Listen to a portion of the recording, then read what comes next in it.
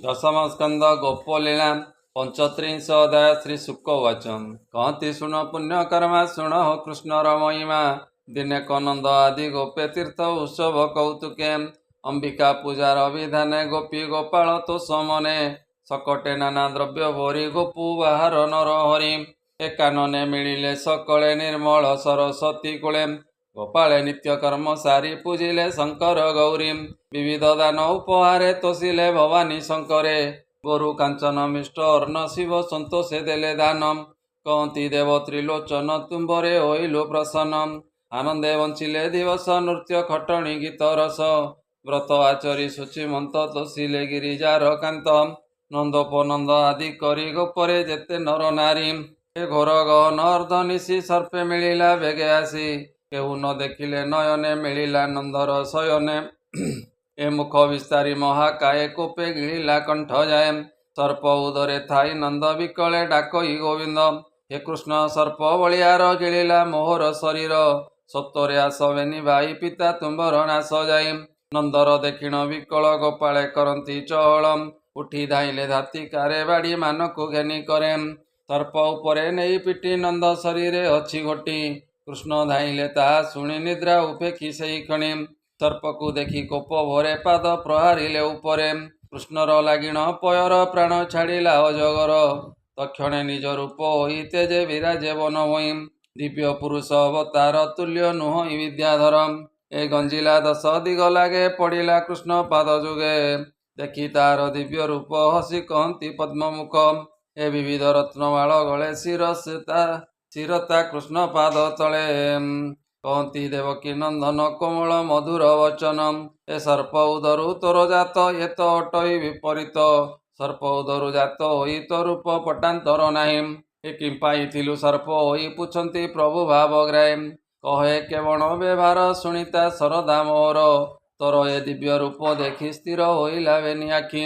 ए गति पाइलु के मते सर्प शरीर विपरीते कृष्ण वचन शुणी धीरे कर अंजलि देई सिरे बेनी लोचनु बहे नीर कही शुण दामोदर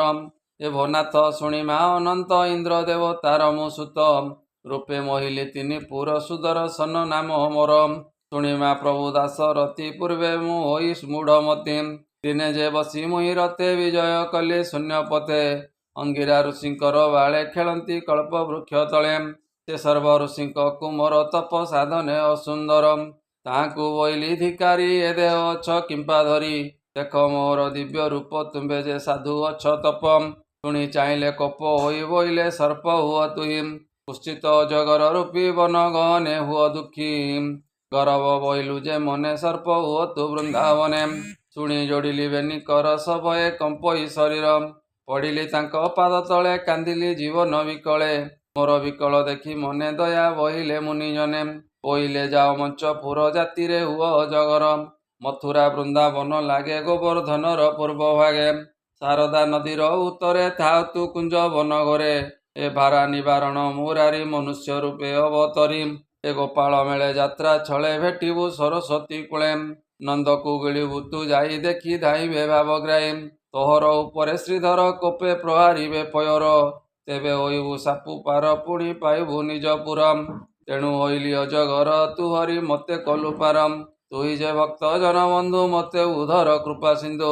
तोर लागिण पयर होइली ब्रह्म सापु पारम भनाथ शरीर तोर शेष ब्रह्मांड ठाकुर एबे मु होइली मुकत मेलाणी दिय जगन्नाथ ए तोहर नाम कर्णे शुणी तरंती भव जळु प्राणी धन जीवन आदि करी पवित्र होती नर नारी ए तोहर पाद लागी मुहि निस्तार होइली गोसाई सुदर्शन एते कही पयरे देला शिर देई कृष्णको प्रदक्षिण कला तक्षणे गगने पशिला नंदकु रखिले गोविंद गोपाळे देखिण आनंद कृष्ण महिमा गुण देखि भय छाड़िले गोप गोपी खे पाइला घोर निशी रवि किरण प्रकाशे ए गोपे चलिले नर हरि देव देवी की पूजा करी गोपाळे सकट संभार घेनी चलिले गोपपुर ए जानते कहती कृष्ण कथा छाड़िले मन दुख चिंता इंद्र कुमार कृष्ण तारी गोपे विजय नर हरि कही दास जगन्नाथ हरि चरित भागवत श्रीमद् भागवते महापुराणे परमहंस्यां सहितां वयासिक्यां दशमस्कन्धे सुदर्शनमुख्यणे नाम पञ्चत्रिंशोऽध्यायः। बोलानन्दे कवार हरि हरि बोलम्।